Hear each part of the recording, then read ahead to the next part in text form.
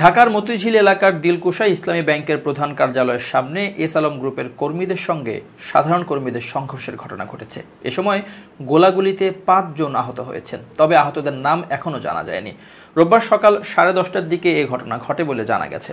জানা যায়, বৈষম্য বিরোধী ব্যাংকার সমাজ ব্যানারে কিছু লোকজন ব্যাংকের সামনে সমাবেশ করার চেষ্টা করে। ব্যানারে লেখা ছিল, ব্যাংক ডাকাত, লুটেরা, দখলদার ও তাবেদারদের বিরুদ্ধে প্রতিবাদ সমাবেশ, কিন্তু তাদের দাঁড়াতে দেয়নি এস আলম গ্রুপের কর্মীরা। এ সময় এস আলম গ্রুপের কর্মীরা তাদের উপর চড়াও হয় এবং উভয়ের মধ্যে ধাওয়া পাল্টা ধাওয়া এবং সংঘর্ষের ঘটনা ঘটে। এ সময় গোলাগুলিতে ৫ জন আহত হন। ইসলামী ব্যাংকের একাধিক কর্মকর্তা জানান, সকালে তারা ইসলামী ব্যাংক টাওয়ারের সামনে অবস্থান নেন। তারা জামানতবিহীন অনিয়ম করে লোন কেলেঙ্কারির প্রতিবাদ জানিয়ে বিক্ষোভ শুরু করেন।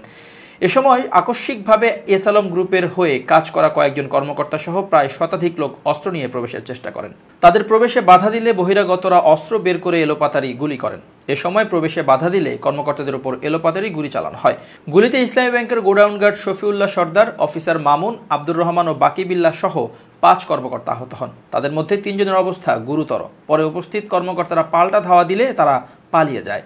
এ বিষয়ে মতিঝিল থানার ভারপ্রাপ্ত কর্মকর্তা আবুল কালাম আজাদের সঙ্গে যোগাযোগ করা হলে তাকে ফোনে পাওয়া যায়নি। তবে একাধিক সূত্র বিষয়টি নিশ্চিত করেছে। এই ঘটনায় আহতদের উদ্ধার করে স্থানীয় হাসপাতালে ভর্তি করা হয়েছে। পুলিশ খবর পেয়ে সেখানে গিয়েছে। এই মুহূর্তে ইসলামী ব্যাংকের দিলকুশা প্রধান শাখার সামনে থমথমে অবস্থা বিরাজ করছে।